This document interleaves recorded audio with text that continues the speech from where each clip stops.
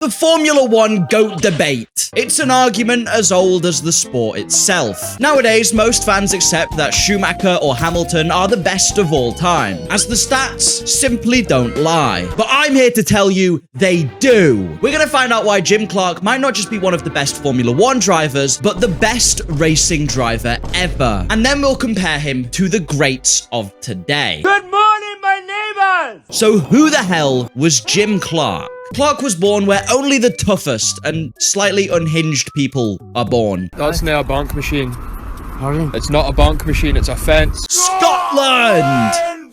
Forever! Which may explain some of the absolute insanity he got up to on track. Despite his parents not wanting him to, Clark began racing his Sunbeam Talbot in local hill climb and rally events, where I can only assume he decided, I'm pretty good at this. Wait, sorry, in a Scottish accent. I'm pretty good at this. I won't do that ever again. I'm sorry, Scotland. After that success, he signed to a local team racing Porsches and Jaguars in a national series where he won 18 races that year. And crucially, in a race at Brands Hatch, he finished second to a man named Colin. And no, it's not your Uncle Colin or some bloke down the pub. This was Colin Chapman. The best comparison to Colin Chapman would be this guy, Adrian Newey. Newey is the man responsible for some of the best and most dominant cars in Formula One currently, including the recent Red Bull success. And future Alonso success, please? No. Chapman was potentially even more groundbreaking. Like Newey, I assume he saw aerodynamics, and he was the man who sort of stopped F1 cars looking like this and made them start looking a bit more like something fast. The cars are also something we're going to discuss later when I bring up the modern era to compare to Clark. But Chapman was also the boss of Lotus. So he whacked Jimmy Clark in the 24 Hours of Le Mans, where Clark finished 10th, and then gave him a seat in Formula Junior, which he won against some drivers that would go on to be greats, by the way. And so, on the 6th of June, 1960, at the Dutch Grand Prix, Jim Clark made his F1 debut. Things started reasonably well, a couple points here and there, until in 1961, he was accused of manslaughter. Yep, I bet you didn't see that one coming. We do not care. At the 1961 Italian Grand Prix, Wolfgang von Trips had a fatal accident in his Ferrari after a collision with Jim Clark. Now, according to Clark, he was trying to pass von Trips when all of a sudden the Ferrari veered left and struck Clark. Because of the collision, Clark was initially accused of manslaughter, but it was quickly and thankfully dropped for the young Scotsman. Denied! Casey Smith, you're on.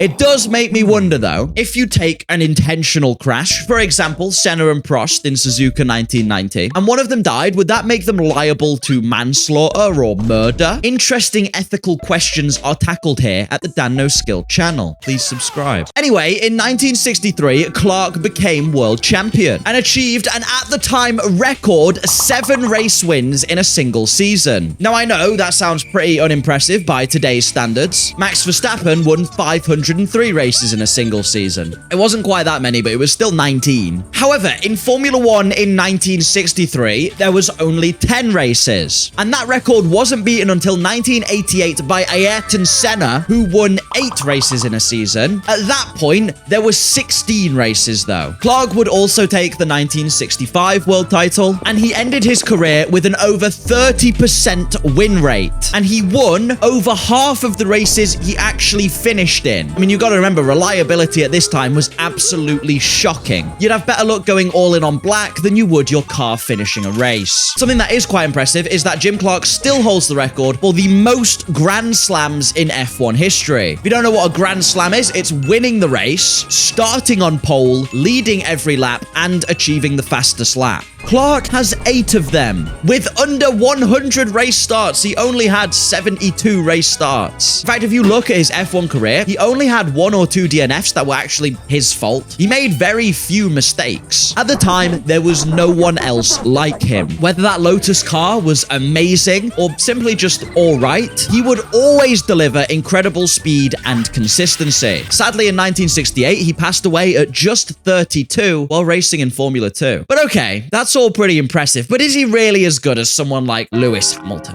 Lewis is the statistical GOAT. He's won the most races, got the most podiums, and has the most pole positions. Now, with that said, Lewis does have over 300 race starts, compared to Clark, who has just 72. But we have so many more races nowadays. For Clark to have reached even over 200 starts, he would have had to have been racing well into the 1980s, which meant surviving the entire 60s and 70s, you'd have a better chance gambling on the return of Jesus than surviving racing for that long at the time. However, Lewis is a great driver. You cannot become a 7-time world champion without being something special. I mean, just take Silverstone 2008, for example, where he finished first, almost a lap ahead of the entire field. And I know Team LH are going to call me biased because of what's behind me. But he did have a really good car for most of it. I mean, look, the Mercedes power unit between 2014 and 2020, it was just absolutely nuts. No one really came close apart from Ferrari when they cheated the fuel flow system in 2019. Despite Clark having the joy of racing Colin Chapman cars, a lot more came into it than just the car at that time. The drivers themselves had to have a ton of mechanical input. Jim would constantly have to manage technical issues on the fly, and at the end of the day, he was always one wrong move away from death. Having the best machinery in the 60s didn't necessarily mean you were going to win. And obviously, it still doesn't now. Having good machinery was something even one of my favorites, Michael Schumacher, benefited from. That Ferrari team worked like clockwork. And then they never worked like that again after he left, apparently. However, I think just looking at Formula One, you have to give Lewis Hamilton, Michael Schumacher, Alain Prost, Ayrton Senna their flowers. They are greats of the sport, and maybe better than Clark. But Clark didn't just race in Formula One. Le Mans, Indianapolis, saloon cars, you name it, Jim Clark was racing it. Clark was not only an F1 champion, but an Indy 500 winner. He was on the podium at Le Mans. He was winning touring car races, and even in non-championship F1 races, he had a further 18 race wins. No slander to Lewis Hamilton, but since racing junior formula categories, he has never raced in anything but F1. Same with Michael Schumacher, although he did reach F1 a little bit differently, going through sports cars. Even Ayrton Senna never competed in anything other than F1 when he was there. And he arguably still saw some of that era where you could be a gentleman driver doing lots of different things. Clark died on the 7th of April, 1968. Between his death and the end of the 1967 Formula One World Championship, he completed a race in US stock car. He completed a single-seater IndyCar race. He completed a non-championship F1 race, which he won. 8 Tasman Series races, which he then went on to win the Tasman Series as a whole. If you don't know what that is, at the time, it was basically an Australian version of Formula One. Similar cars, if not slightly more powerful at times, and the same drivers who were the best in the world. Then he won the first round of the Formula One season still, and then he competed in a Formula 2 spec race and another Formula 2 spec race, which sadly he passed away in. The man never ever stopped. But the real question is, do I actually think he is the greatest of all time? Excuse me? He? You, yeah.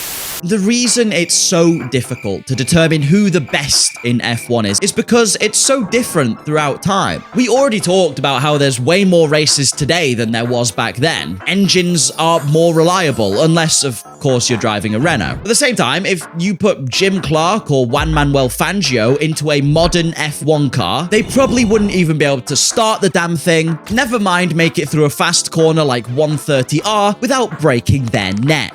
Whereas even I have to admit, Lewis Hamilton could certainly drive an old F1 car and probably do it pretty quickly. I do think that Clark's adaptability to cars, the way he was fast everywhere and in everything, that was truly something else, and something worthy of making him maybe top 5 of all time. There's also the fact we never really saw his full potential. He was still in his prime at only 32 when he had that fatal accident. So better than Schumacher, better than Hamilton? Too hard to tell. In some ways, definitely yes, but in some ways, almost certainly no. I do think, though, there's one driver that could outdo them all. Someone who, the more and more I research about Jim Clark, I genuinely think might be the reincarnation of him. Fernando Alonso, baby! No. This video has no Alonso glaze. I'm actually talking about Max Verstappen. Funny accent. Dit is een Minecraft-boot en ik ben een Minecrafter. Tick. Incredible consistency. Well, Max Verstappen does hold the record for the most wins in a row, most wins in a season, and highest percentage of wins ever in a season, which is really hard to get, bear in mind, considering we have more races nowadays. So tick. And competing in other series. Well,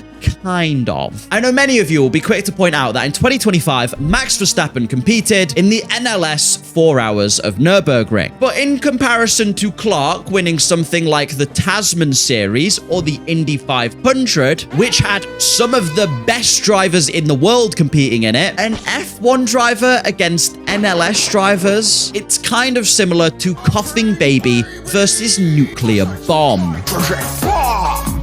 I would even expect someone like Lance Stroll or Logan Sargent to be at the front of the NLS field. Obviously, Max's interest in other racing doesn't end there. He does sim racing too, where he competes in various GT3 races and makes incredible works of art for his liveries. Now, I am all for sim racing. I think it's great, and I genuinely do believe it translates to real racing, and we should get more sim racing drivers in the car. Best example, Max Verstappen's teammate at the NLS Nürburgring. He was a sim racer, not a racing driver. But I don't think it's quite comparable to what Clark was doing back in the day, considering Clark was risking his life and not shouting every slur under the sun into the iRacing voice chat. I think there's a little bit of extra merit to what he did.